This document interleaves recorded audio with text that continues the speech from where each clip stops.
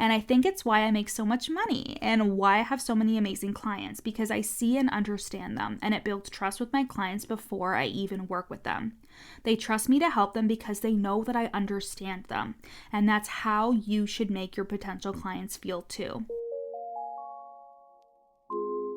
You're listening to the From Imposter to Empowered podcast. I'm your host, Jill Perrick, a business and mindset coach who specializes in imposter syndrome. If you feel like you're not as smart, capable, or worthy as you actually are, and that someone is going to find you out, then you've come to the right place. I went from being a struggling government worker, working my coaching business on the side, but feeling unworthy and burnt out, to making multiple six figures helping women overcome imposter syndrome so they too can sign clients, make bank, and have the business or career of their dreams. I am nothing special. I have a stuttering disability, ADHD, and I struggle with anxiety and depression. So if I can learn how to feel good enough and overcome my inner imposter, then so can you. Let's dig in.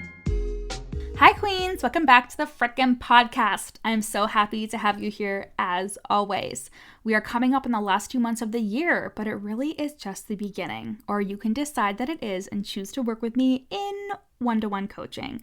I have spots open right now. And one-to-one coaching is for you if you're a coach or service provider who is ready to create those 5-figure months on repeat. You want your content to be highly converting and come straight from your soul without mincing your words or holding back. You want to be visible and feel confident being seen on a bigger level that calls in more opportunities. And you want to overcome the imposter syndrome and the mindset blocks that are coming up for you at this current level so you can transcend them and get to your next level. I have a couple options for one-to-one coaching, so send me a DM at your coach Jill or hit the link in my show notes to fill out the application there. And now let's get into the episode, which is part 2 of the best questions from my clients in Voxer. You guys loved this first part. It had a ton of downloads, and I repurposed it as an Instagram post, and it was really well received. So I'm excited to do the second part for you guys. The first piece of wisdom that I have to share from coaching my clients in Voxer was from a one-to-one client who shared a limiting belief that she had that people couldn't afford her services, which is such a common belief to have, right? Especially when we charge high ticket for our services. And here's how I answered her. There's nothing wrong with this belief for 2 reasons. The first reason was in support of her not lowering her prices because you want to feel compensated for the work that you do. The reason why I raise my prices is because that is the amount that I feel compensated for the services that I'm delivering. And it's a price that I feel like I am truly delivering in equal value to what I am receiving in income. If you're charging super low, it might create more clients, but it will leave you feeling resentful. I know that for a fact. You're also less likely to sell if it's lower ticket and you don't want it to be low ticket, because again, you'll feel resentful and like you're not being compensated for what you're delivering. And the second reason why I said there's nothing wrong with this belief is because everybody shouldn't be able to afford your services. That's the whole fucking point of charging high ticket. Not only are you raising your standards for what you want to be compensated for and what you believe your work is valued at, but you are also raising the standard for who gets to be in your world. This client in particular had people asking her for student discounts, and she also had the evidence of making a lot of money when she first started out, but it was because she was pricing her services super low.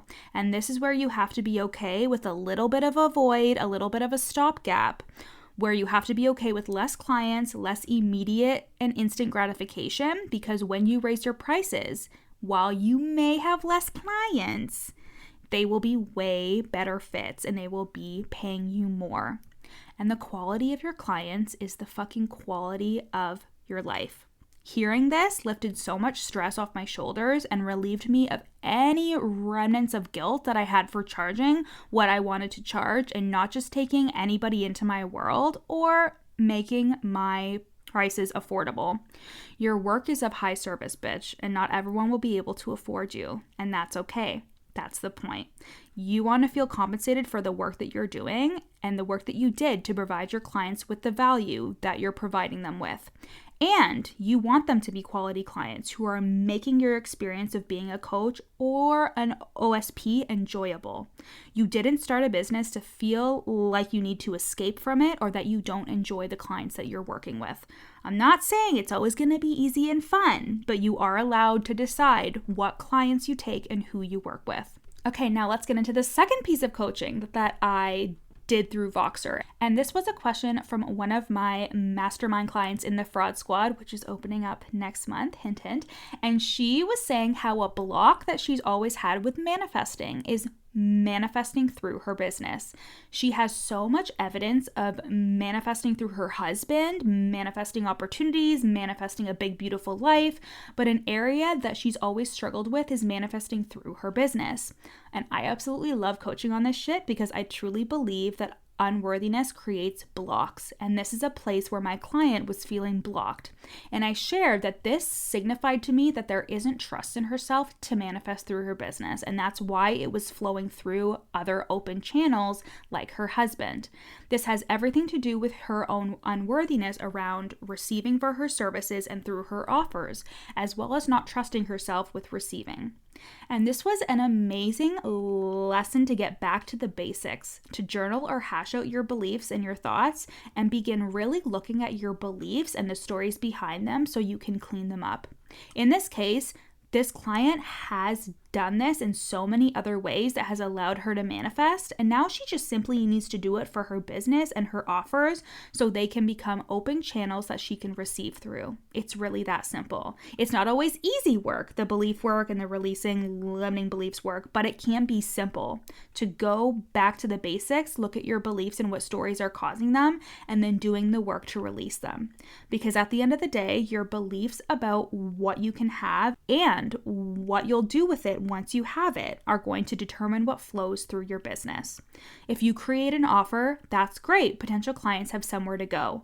But if you don't believe you can handle clients, or that you don't have time for them, or that you won't be able to help them, or that you're not good enough to help them, that channel will remain blocked and you won't allow yourself to receive through it. Hey guys, I hope you're loving today's episode. I am just taking a brief pause in today's episode to share with you a client testimonial. These testimonials are either from group coaching clients or clients who are in my one-to-one coaching program. And I can't wait for you to hear how I have changed their lives and their businesses for the better. Got so much out of our time together. I feel like I dug so much deeper into pieces of myself I didn't even know were there.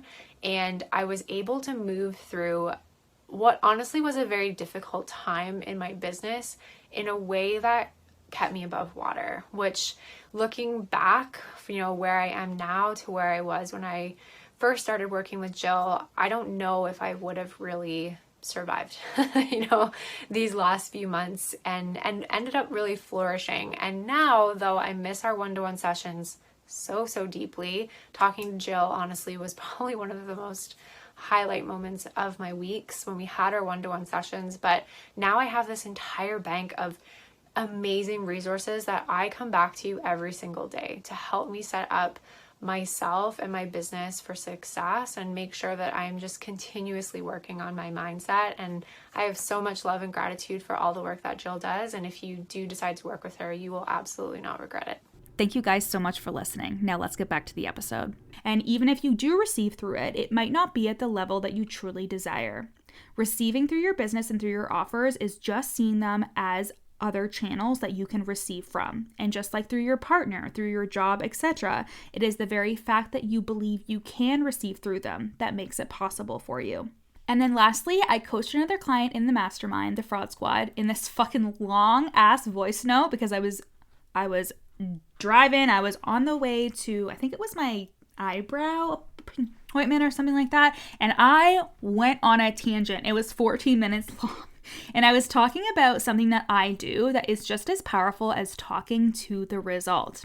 I coached a client on being scary specific when it comes to the person you are speaking to their experience, the thoughts that they're having, the things that they really want. And I don't mean generic ideal client avatar shit that we all learned in 2020.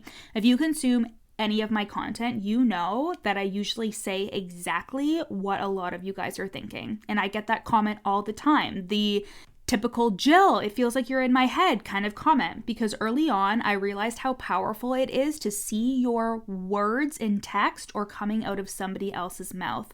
How validating it is to your experience, how it immediately connects you to the person, makes you feel understood and like they can help you because they understand you. I heard a quote once, and I think it was like, being heard feels a lot like being loved. And in this case, being understood can feel a lot like being loved, because that's all we want as humans, to be seen and understood. And I think it's why I make so much money and why I have so many amazing clients, because I see and understand them, and it builds trust with my clients before I even work with them. They trust me to help them because they know that I understand them. And that's how you should make your potential clients feel too.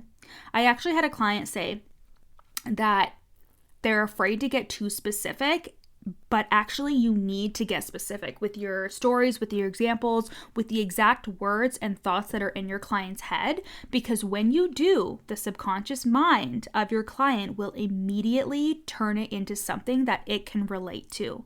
Even if they can't exactly relate to your example, the subconscious will extract something from their experience so they can relate. Case in point, I talk about my stutter a lot in my content. And I always have people reach out and say how much they relate and how moved they feel by my content when I speak about it, even though not one of these people have a stutter. They just apply it to their own feelings of isolation, of feeling left out, of feeling special, of feeling like a weirdo, and they apply it to themselves. So no, don't be afraid of being specific when you're marketing to your ideal client and helping them identify themselves as your ideal client.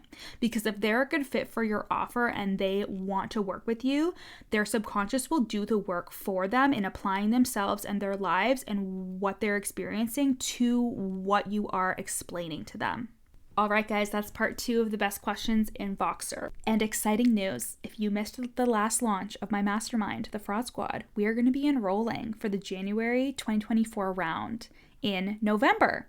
It's my 4-month mastermind where coaches and OSPs unfilter themselves so they can be seen for who they truly are, unfilter their content, get visible as fuck, and feel worthy of and create 5-figure months.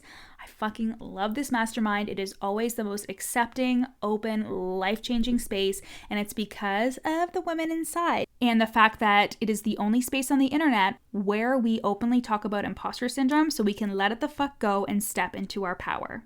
So the waitlist is at the link in my show notes, loves. You can sign up for the waitlist where you'll get $111 off the investment of $333. So the mastermind doesn't start until January in terms of the calls, but as soon as you join in November, you'll get access to the curriculum, and I'm hosting a content party in December so you can get your content locked and loaded for 2024 before we begin calls in January. Again, the waitlist for that is at the link in my show notes, and I'll see you guys in November.